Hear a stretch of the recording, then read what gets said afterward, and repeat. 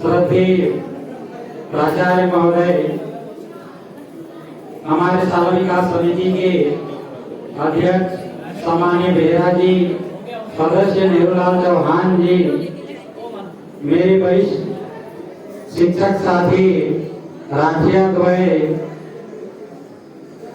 और भगत ma'am, Gupta ma'am, Kujur द्वय, मान जी, बैंगरा जी एवं अन्य सहयोगी साथियों, प्यारे विद्यार्थियों, सर्वप्रथम आप सभी को शिक्षक दिवस का हार्दिक बधाई एवं अभिनंदन। शिक्षक दिवस निश्चित रूप से सर्वपल्ली डॉक्टर राधाकृष्णन जी के जन्म के उपलक्ष्य में मनाया जाता है। 5 सितंबर को ये तिरुचिरापल्ली में जन्म लिए थे। पश्चात इन्होंने उच्च अध्ययन किया, दर्शन शास्त्र इत्यादि का अध्ययन किया। पश्चात ये एक अपनी सेवा शिक्षक के पद पर दिया और आगे चल करके ये देश के सर्वोच्च पद राष्ट्रपति महामहिम का पदभार इन्होंने ग्रहण किया। तो इनके जन्मदिन को उन्होंने शिक्षकों के लिए समर्पित करते हुए शिक्षक दिवस के रूप में मनाने का तब से निर्णय लिया गया और ये सतत रूप से चली आ रही है।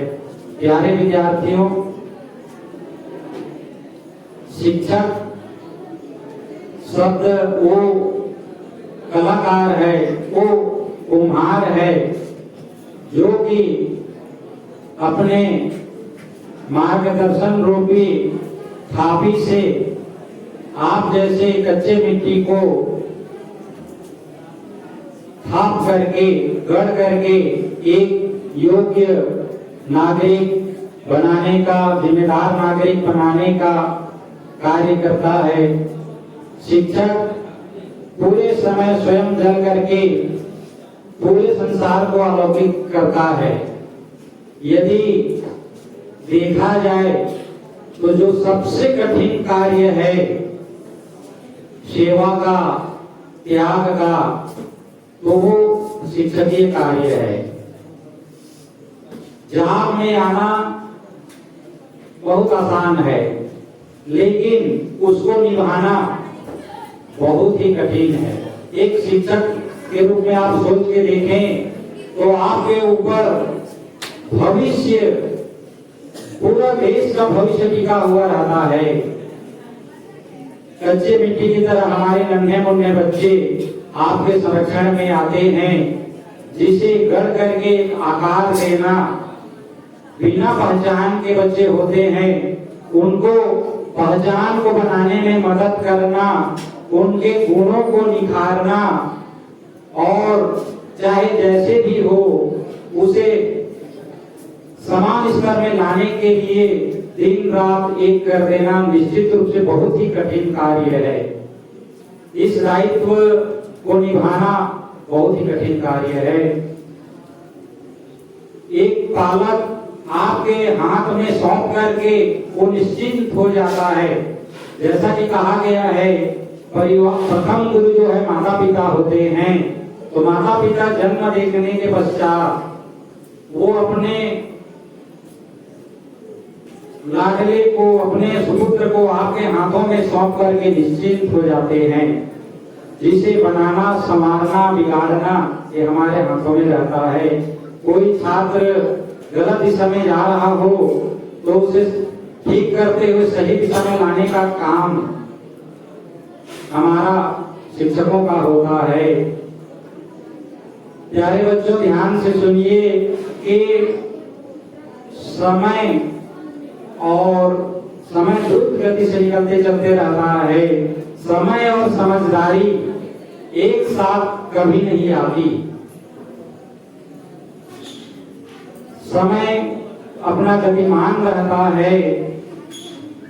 अभी आप जो निर्णय लेते हैं इस जीवन में जो कि हमारे पास किशोरावस्था से जुड़े हुए बच्चे आते हैं, 14 से लेकर के 18 साल तक के बच्चों को संभालने का दायित्व हमारा होता है, जो कि अपने जीवन में मानसिक, शारीरिक, भावनात्मक परिवर्तन के दौर पर हमारे पास आते हैं।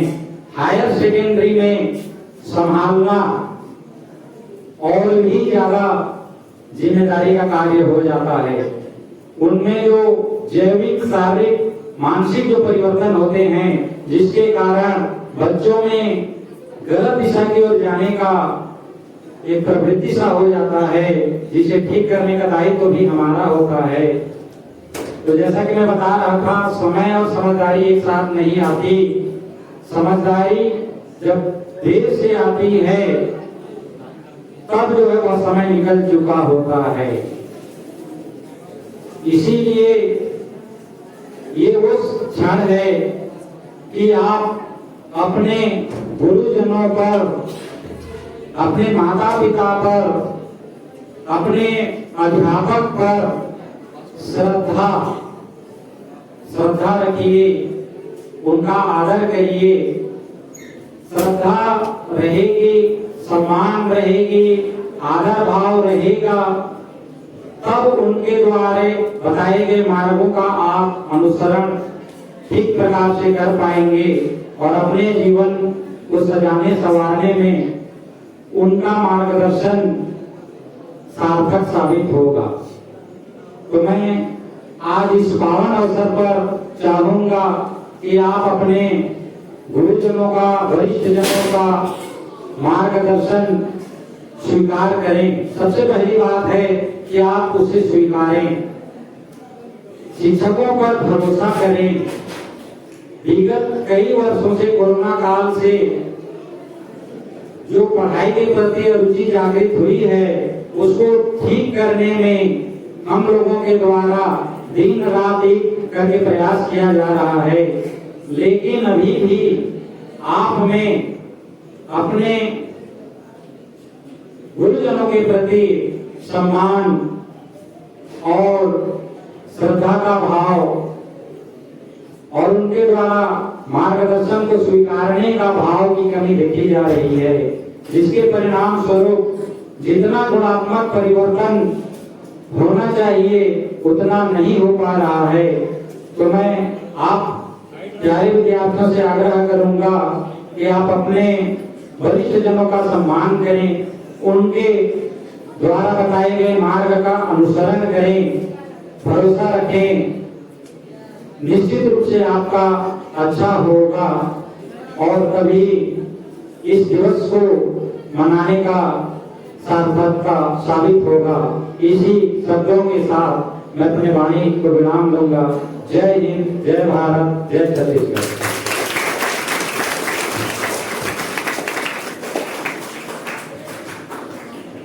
जैसा